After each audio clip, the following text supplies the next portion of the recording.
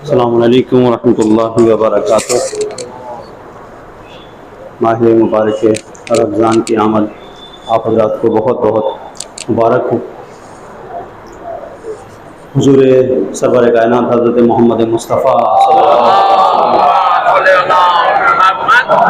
وسلم کے سلسلے سے ہے کہ جب ماہ مبارک رمضان کا چاند ہوتا تھا اور یہ مہینہ آتا تھا تو روایت کہتی ہے کہ اذا دخل شہر رمضان تغیر لونہ، آپ کے چہرے کا رنگ متغیر ہو جاتا تھا، آپ کے چہرے کا رنگ بدل جاتا تھا، اور آپ لوگوں کو دیکھ کر فرماتے تھے ماذا تستقبلون،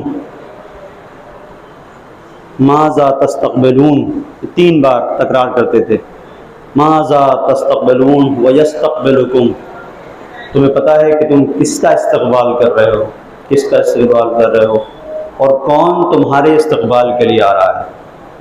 لوگ کہتے تھے، وہ جو اس زمانے کا مزاج تھا، جاہلانہ مزاج کہ جسے بعد میں آ کر اسلام نے تبدیل کیا، اس کی کچھ عادتیں تھیں، ان کی بنیاد کے اوپر ڈرتے تھے۔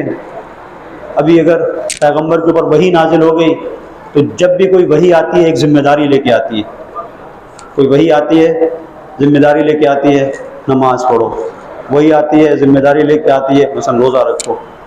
تو اب لوگوں سے جب پیغمبر نے فرمایا کہ تمہیں پتہ ہے تم کس کا استقبال کر رہے ہو اور کیا چیز تمہارے استقبال میں آ رہی ہے، تو جو عام طور پر تصور تھا کہ کوئی وحی آئی ہے، کوئی مسئلہ ہوا ہے، یا یہ تھا کہ جہاد کے لیے میدان جنگ میں جانا ہے، لڑنے کے لیے جانا ہے، یہ 2 تصور تھے۔ اسی بنیاد کے اوپر لوگوں نے جواب میں کہا یا رسول اللہ عدو حضر او وحی نزل، کیا کوئی دشمن ہے جو ہم پر چڑھائی کرنے کے لیے آ رہا ہے، جس کا مقابلے کے لیے جانا ہے ہمیں، یا پھر آپ کے اوپر وحی آئی ہے؟ کہا نہیں، نہ وحی آئی ہے اور نہ ہی دشمن ہم پر حملہ آور ہے، ماہ مبارک رمضان آ رہا ہے۔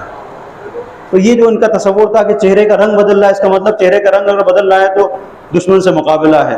پیغمبر بتانا چاہتے ہیں یہ ظاہری دشمن سے بڑا مقابلہ ہے۔ تم جو چہرے کا رنگ تمہارا بدلتا ہے تو ظاہری سامنے تو دشمن دیکھتے ہو، یہ اس دشمن کو دیکھ کر تمہارے چہرے کا رنگ بدل رہا ہے، اور میرا چہرے کا رنگ نفس کو دیکھ کر بدل رہا ہے۔ نفس سے بڑا، اگر نفس آپ کے قابو میں نہ ہو تو اس سے بڑا کوئی دشمن نہیں ہے۔ پھر پیغمبر اس کے بعد فرماتے ہیں کہ وہ مہینہ ہے کہ جو ہمارے درمیان آ رہا ہے، اس میں مالک تمام اہل قبلہ کی بخشش کرے گا۔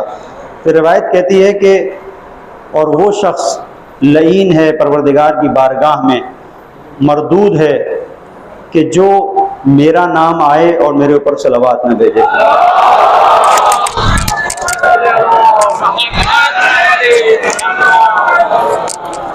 اس کے بعد پیغمبر نے فرمایا، دیکھیں 3 چیزوں کو پیغمبر نے بیان کیا ہے ماہ مبارک رمضان میں، اور تینوں ایک دوسرے سے جڑی ہوئی ہیں اور حقیقی تصور عبادت کو اسلام کی نگاہ میں واضح کر رہی ہیں، تینوں ایک دوسرے سے جڑی ہوئی ہیں۔ اب دیکھیں، پہلی چیز جو صلوات نہ پڑھے،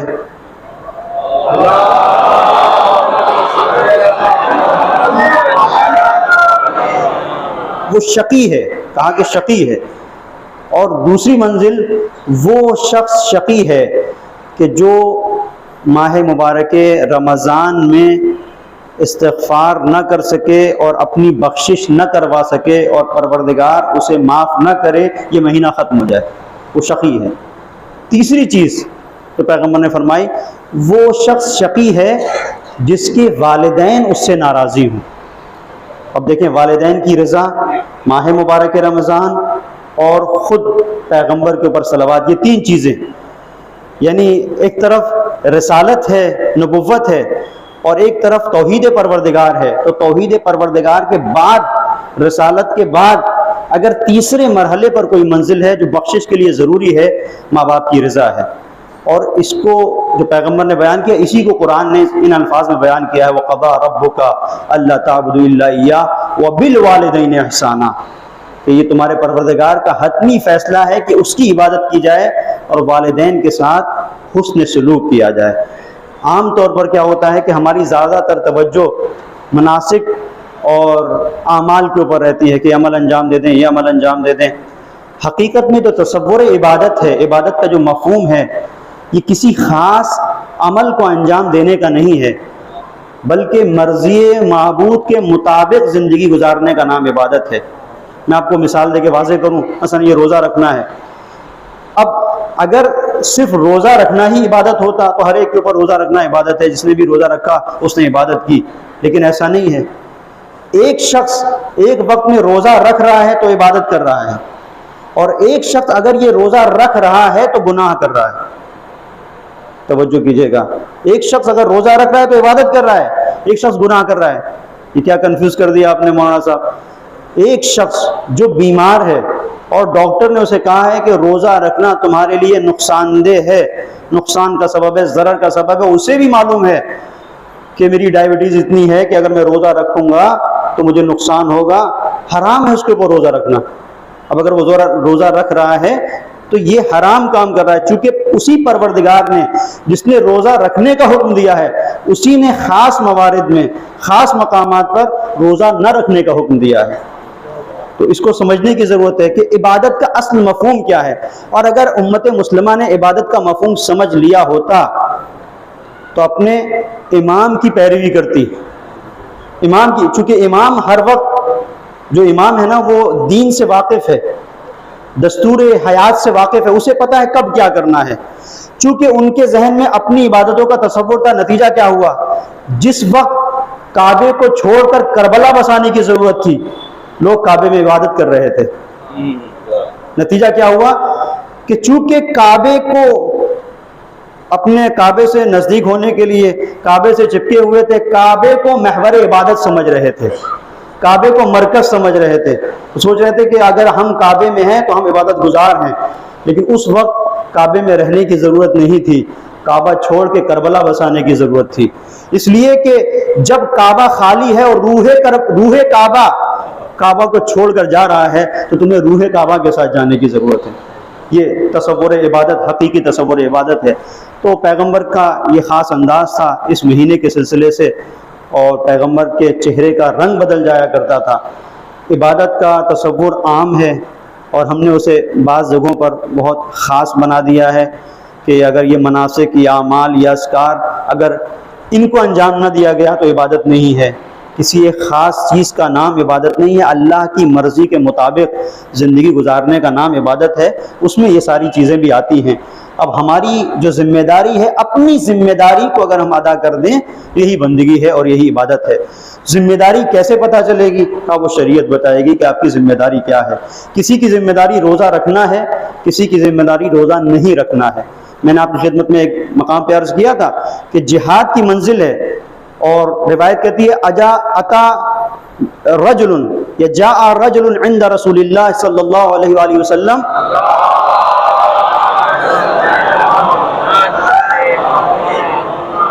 آتا ہے آنے والا کہتا ہے یا رسول اللہ انی رجل شاب نشیط، حضور میں ایک ایسا جوان ہوں جس کے اندر جوانی کی بھرپور صلاحیتیں ہیں، انرجی اس کے وجود کے اندر ہے۔ شاب نشیط، نشیط کو آپ دیکھیں یعنی بانشاد، خوشحال۔ کہا تو پھر کیا کہنا چاہتے ہو؟ کہا انی احب الجہاد، جہاد کو میں پسند کرتا ہوں۔ دیکھیں عبادت کا جو تصور ہے اس کو آپ محسوس کیجئے گا۔ میں جہاد کو پسند کرتا ہوں، جہاد کرنا چاہتا ہوں۔ کہا ٹھیک ہے جہاد کرنے کے لیے جاؤ۔ کہتا ہے وَلِيَا وَالِدَةٌ تُكْرِهُ ذَلِكَ، میری ایک والدہ ہے جو مجھ سے منع کر رہی ہے جہاد پہ مت جاؤ، نہ کرو جہاد، میرے پاس رہو، کیا کروں؟ اب دیکھیں پیغمبر کیا کہتے ہیں، اگر صرف جہاد ہی عبادت ہوتی تو پیغمبر کہتے ہیں ایک طرف عبادت ہے، اور وہ عبادت کہ جس میں ہم نے یہ بیان کیا ہے کہ جتنی چیزیں جو فروعات دینی میں ہیں ان میں سے ایک منزل یہ ہے کہ تمہیں جا کر جہاد کرنا ہے اللہ کی راہ میں۔ لیکن پیغمبر نے یہ نہیں کہا کہ واضح حکم ہے جہاد کا یا واضح حکم ہے قرآن کا جہاد کرو، قاتلوا فی سبیل اللہ خاص طور پر کہا ہے۔ اور جہاد کے سلسلے سے یہ ہے کہ فوق ذی کل بر، ہر ایک نیکی کے اوپر ایک نیکی ہے، حتی یقتل الرجل فی سبیل اللہ، یہاں تک کہ ایک انسان اللہ کی راہ میں قتل ہو جائے، شہید ہو جائے، اس کے اوپر کوئی نیکی نہیں ہے۔ فوق ذی کل برۃ برا، ہر ایک نیکی کے اوپر نیکی ہے، مگر یہ کہ اللہ کی راہ میں کوئی شہید ہو جائے اس کے اوپر کوئی نیکی نہیں ہے۔ تو اتنی عظمت ہے جہاد کی، اور یہ شخص کہہ رہا ہے کہ میں جہاد کرنا چاہتا ہوں، میری والدہ روک رہی ہے۔ تو پیغمبر کو کہنا چاہیے کہ نہیں تم جاؤ جہاد کرو، والدہ کو روکنے دو، لیکن پیغمبر نے نہیں کہا۔ کیا کہا؟ والذی بعثنی بالحق نبیا، خدا کی قسم کھا کے کہا کہ اس خدا کی قسم جس نے مجھے نبی بنا کے بھیجا ہے، واللہ لانسھا بک لیلۃ واحدہ افضل فی من جہاد فی سبیل اللہ سنۃ، خدا کی قسم جس نے مجھے نبی بنا کر بھیجا ہے، ایک رات اپنی ماں کے ساتھ تیرا رہنا اس طرح سے کہ تیری ماں تجھ سے خوش ہو جائے، راضی ہو جائے، یہ 1 سال تک اللہ کی راہ میں جہاد کرنے سے بہتر ہے۔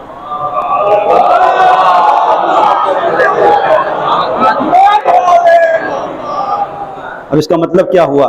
جہاں پر جہاد کا واضح حکم ہے اس کے بعد پیغمبر یہ کہہ رہے ہیں، اس کا مطلب یہ ہوا کہ جتنے بھی مستحب عبادتیں ہیں سب عبادتیں ہیں، لیکن ان سب پر زیادہ جو فوقیت رکھنے والی عبادت ہے وہ ماں باپ کی اطاعت ہے۔ اس کا مطلب کیا ہوا؟ جب جہاد کا واضح حکم ہے اور جہاد کی بنیاد کے اوپر اسلام محفوظ ہے، اسلامی حدود محفوظ ہوتی ہیں جہاد کی بنیاد کے اوپر، تو اس کا مطلب یہ ہوا کہ اگر کوئی زیارت کے لیے جا رہا ہے اور ماں راضی نہیں ہے تو اس کی زیارت قبول نہیں ہے، اس لیے کہ یہ وہ مرحلہ ہے جو قابل غور، اور یہاں پر حساس مرحلہ ہے کہ یہ زیارت کے لیے آپ کہہ رہے ہیں، نہیں، یہ واضح ہے جتنی بھی مستحب عبادتیں ہیں، نماز اگر آپ پڑھ رہے ہیں، کہا کہ اگر ماں پکار رہی نماز چھوڑ دو، تو عبادت کا جو حقیقی مفہوم ہے وہ یہاں پر واضح ہوتا ہے۔ بہرحال یہ ماہ مغفرت ہے، ماہ رحمت ہے، پروردگار کی بارگاہ میں یہ دعا ہے کہ مالک ہم سب کو زیادہ سے زیادہ توفیق عبادت نصیب فرما، اور ہم معرفت کے ساتھ اس طرح سے عبادت کریں کہ پروردگار کی رضا اور خوشنودی کو حاصل کر سکیں جب یہ مہینہ تمام ہو۔ ایک صلوات پڑھ دیں محمد والا۔